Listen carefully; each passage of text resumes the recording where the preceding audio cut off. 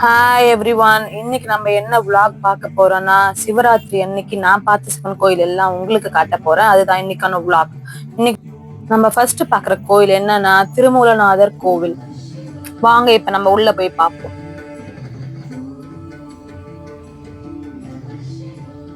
கோவில் டைமிங் எல்லாம் காட்டுறேன், நோட் பண்ணிக்கோங்க. அப்பதான் வரதுக்கு கரெக்டா இருக்கும். கோவிலை சுத்தி வரும்போதுதான் நாங்க ஒரு சிவன் பார்த்தோம். இது எதுக்காகனா சிவராத்திரிக்காக வச்சிருக்காங்க. ரொம்ப ஸ்பெஷலா இருந்துச்சு. ஏன்னா 3 சைடும் வந்து ரிஃப்ளெக்ட் ஆகுது. ஒரு சிவன் தான் இருக்காங்க, ஆனா அது 3 சைடும் வந்து நல்லா ரிஃப்ளெக்ட் ஆகுது. நீட்டுக்கும் அப்படியே தெரியும் சிவன். ரொம்ப அழகா இருந்துச்சு பாக்குறதுக்கு. இது நாங்க ஒரு 10 மினிட்ஸ் கிட்ட உட்காந்து பார்த்திருந்தோம். அவ்வளவு அழகு. இந்த கோயிலுக்குள்ள பொங்கு சனின்னு சொல்லிட்டு ஒரு சாமி இருப்பாங்க. அந்த சாமி எல்லா கோயிலும் இருக்க மாட்டாங்க, ஒரு குறிப்பிட்ட சில கோயில்ல தான் இருப்பாங்க. கோவிலை சுத்தி 40க்கும் மேற்பட்ட கல்வெட்டுகள் இருக்கு. இந்த கோவிலை ரெனோவேட் பண்ணது யாருன்னா பராந்தக சோழன். இப்ப பாத்துங்க இந்த கோவில் எவ்வளவு ஒரு பழமை வாய்ந்த கோவிலா இருக்கும்னு. இந்த கோவில ஆர்கியாலஜிக்கல் டிபார்ட்மெண்ட் டேக் ஓவர் பண்ணிருக்காங்க. இந்த கோவில்ல ஸ்பெஷல் என்னன்னா இந்த நந்தி தான். இந்த நந்திக்கு பேரு செவிசாய்த்த நந்தி. ஏன்னா பக்தர்களோட குறைகள்லாம் கேட்டு சிவன் கிட்ட சொல்ற நந்தி. பாண்டிச்சேரியில இருக்க இந்த பாகூருக்கு ஒரு சிறப்பு அம்சம் இருக்கு. என்னன்னா இது பாண்டிச்சேரியோட நெற்களஞ்சியம் என்று சொல்றாங்க. இந்த கோவிலை திருப்தியா பார்த்து முடிச்சுட்டு நாங்க கிளம்ப ஆரம்பிச்சிட்டோம். சரி வாங்க அடுத்த கோயிலுக்கு போலாம்னு சொல்லிட்டு கிளம்பும் போது இங்க பாருங்க மங்கீஸ் எல்லாம் எங்களை வந்து டாட்டா காட்டி வழி அனுப்புது. போயிட்டு வாங்க அப்படின்னு சொல்லிட்டு ஒரு 15 மினிட்ஸ் தாங்க டிரைவ் பண்ணிருப்போம். அதுக்குள்ளேயே எங்க அக்காவுக்கு காஃபி வேணும்னு கேட்டு நாங்க போய் நிறுத்தின இடம்தான் சிட்டி காஃபி. இங்க போய் ஒரு காஃபி குடிச்சிட்டு அடுத்தது கிளம்ப ஆரம்பிச்சிட்டோம். டடாங்! அடுத்த கோவிலுக்கு வந்தாச்சு. நீ என்ன சிவராத்திரி போறோம்னு சொல்லிட்டு திருவிழாக்கு வந்திருக்கான்னு சொல்லி கேட்காதீங்க. இது திருவிழா இல்ல, சிவராத்திரி தான். சிவராத்திரிக்காக பாருங்க எவ்வளவு மக்கள் வராங்க. அதுக்காக அவ்வளவு கடைகள் போட்டிருக்காங்க இங்க. இப்ப நம்ம வந்திருக்கிற இடம்தான் பண்ருட்டியில இருக்க திருவதிகை. திருவதியில இருக்க வீரநாட்டீஸ்வரர் சிவன் கோயிலுக்கு வந்திருக்கோம். கோவிலை சுத்தி நிறைய கடை இருந்துச்சு. இத பார்க்கும் போது எனக்கு சின்ன வயசு ஞாபகம்லாம் வரும். எங்க அப்பா திருவிழா கூப்பிட்டு போவாரு. அப்பா அது வாங்கி கொடுங்க இது வாங்கி கொடுங்க சொன்னா வேடிக்கை மட்டும் பார்த்துட்டு வா அப்படி சொல்லுவாரு. அந்த ஞாபகம் எல்லாம் எனக்கு திருவிழாக்கு போகும்போது எப்பயுமே வரும். ஓகே, கம் பேக் டு கோவில். இந்த கோவில் 7th செஞ்சுரியில பல்லவர்கள் கட்டியிருக்காங்க. இந்த கோபுரத்தோட நிழல் தரையில படவே படாது. அந்த அளவுக்கு ஸ்கெட்ச் போட்டு கட்டியிருக்காங்க. பாத்தீங்களா, செவ்வானமா இருக்கு, அழகா இருக்கு. ஆனா கும்பலை பாருங்க, நல்லாவே இல்லை. அவ்வளவு கும்பல். போயிட்டு வரத்துக்குள்ளேயே போதும் போதும் ஆயிடும். ஓகே, இப்ப நம்ம கோயிலுக்குள்ள போலாம். இந்த கோயிலோட ஸ்பெஷல்ஸ் எல்லாம் என்னன்னு சொல்லிட்டு கேட்கும் போதுதான் சொன்னாங்க, அப்பருக்கு சூளை நோய் சொல்லிட்டு ஒரு நோய் இருந்தது. சூளை நோய்னா என்னன்னா தீராத வயிற்று வலி. அந்த நோயால ரொம்ப கஷ்டப்பட்டு இருந்தாரு. இந்த கோயிலுக்கு வந்த பிறகுதான் அவருக்கு அந்த வலி சரியானதாகவும் சொல்றாங்க. அப்பர் சைவ மதத்துக்கு மாறினதும் இந்த கோயிலாலதான். இங்க ஒரு பெரிய கியூ நிக்குது. இந்த கியூ எதுக்காகன்னா இங்க இருக்க ஒரு லிங்கத்துக்கு வந்து நம்ம கையாலே அபிஷேகம் பண்ணலாம். அதுக்காக தான் இங்க நிக்கிறாங்க எல்லாரும். இங்க பாருங்க திரும்பவும் செவ்வானம். அந்த செவ்வானத்துக்கும் அந்த கோபுரத்துக்கும் என்ன ஒரு அழகுன்னு பாருங்களேன். பார்க்கவே அவ்வளவு அழகா இருந்துச்சு. இந்த இடத்துலதான் அந்த அபிஷேகம் பண்றாங்க. எல்லாருமே வந்து சிவனுக்கு அபிஷேகம் பண்ணலாம் தங்களோட கையால.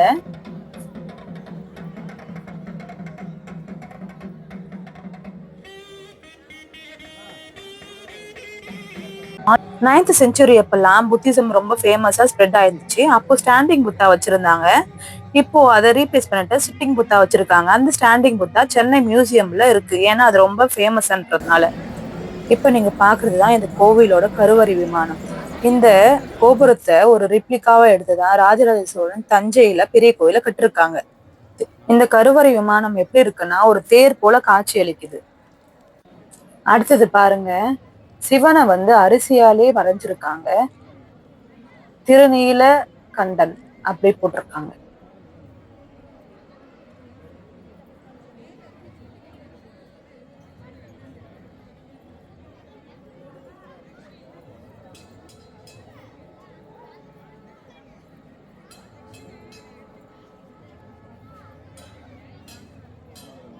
அடுத்தது இன்னொரு டீம் பாருங்க, பூகோளத்தாலே ஓம் நமச்சிவாயா சொல்லிட்டு எழுதி சுத்தி தீபம் ஏத்தி வச்சிருந்தாங்க.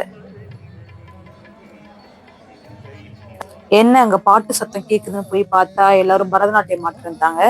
அதை ஒரு 10 மினிட்ஸ் கிட்ட பார்த்துட்டு இருந்தோம்.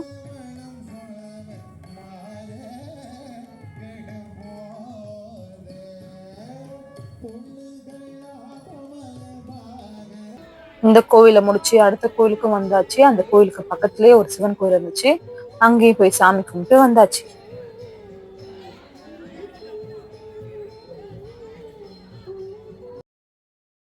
அடுத்ததா நம்ம 4வதா பார்க்க வந்த கோயில் தான் அக்காத்தம்மன் கோவில். இதுவும் பண்ருட்டி கிட்டே தான் இருக்கு. நாங்க க்ளோசிங் டைம்ல வந்ததுனால ஃபுல்லா லைட்லாம் ஆஃப் பண்ணிட்டாங்க. இந்த கோயில் பார்க்கறதுக்கே நம்ம அப்ராட்ல இருக்கோம்ல இந்து கோயில்ஸ் அது மாரியே இருக்கும். அதோட பெயிண்டிங்ஸ் எல்லாமே அப்படிதான் இருக்கும். உள்ள போய் சாமியை போய் பார்த்துட்டு வந்துச்சு. சாமியை பார்த்ததுல இருந்தே ஒரே பாசிட்டிவ் எனர்ஜியாவே இருந்தது.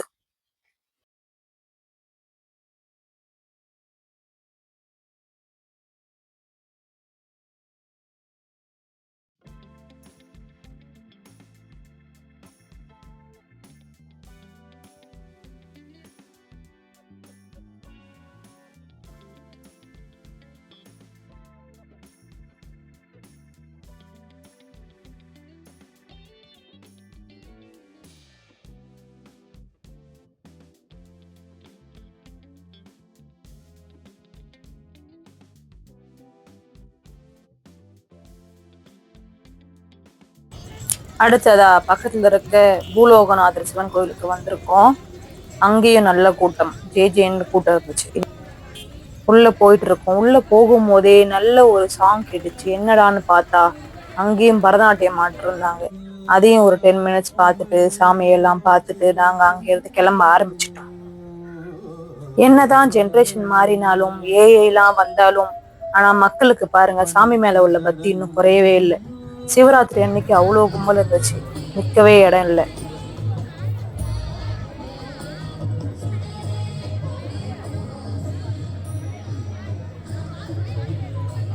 இப்போ நம்ம அடுத்து பார்க்க வந்த கோவில் தான் கடலூர் மாவட்டத்துல இருக்க மர்கால்பட்டுல வில்லுக்கட்டி ஐனாரப்பன் கோவில்.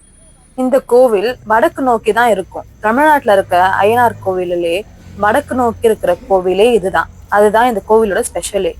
மோஸ்டா எல்லா ஐயனார் கோயிலையும் நான்வெஜ் வச்சுதான் படைப்பாங்க. ஆனா இந்த கோவில இருக்க ஐயனாரப்பனுக்கு சக்கரை பொங்கலும் வெண்பொங்கலும் தான் ரொம்ப பிடிக்குமா. இந்த கோவிலில மதுரை வீரன், பொம்மி அம்மாள், முத்தால் அம்மாள், ராவுத்திரன்னு நிறைய சாமி எல்லாம் இருக்காங்க. நமக்கு ஐயனாரை பார்த்தாலே ஒரு புது திரும்ப வந்துரும். அங்க பாருங்க, நாய்க்குட்டி கூட அழகா கும்பிடுறது சாமி கிட்ட.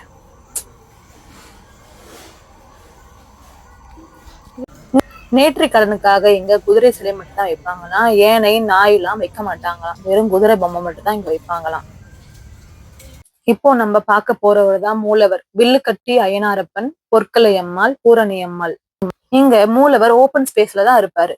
மழை காத்து எது வந்தாலும் சரி, அவர் நெத்தியில இருக்கிற பொட்டு மட்டும் என்னைக்குமே அலைஞ்சதே இல்லையா. இப்படி எல்லா கோயிலையும் பார்த்துட்டு நாங்க சாப்பிட வந்த ஹோட்டல் தான் ஆனந்த பவன்.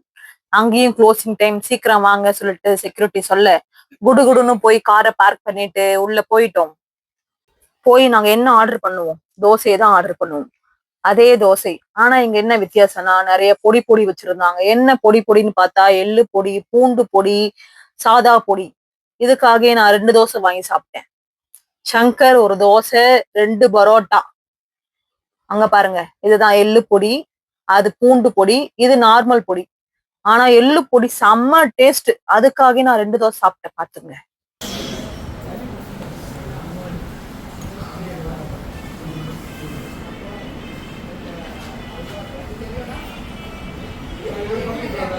இதயம் என்னையா ஜோதிகா மாதிரி சாப்பிடுவியா?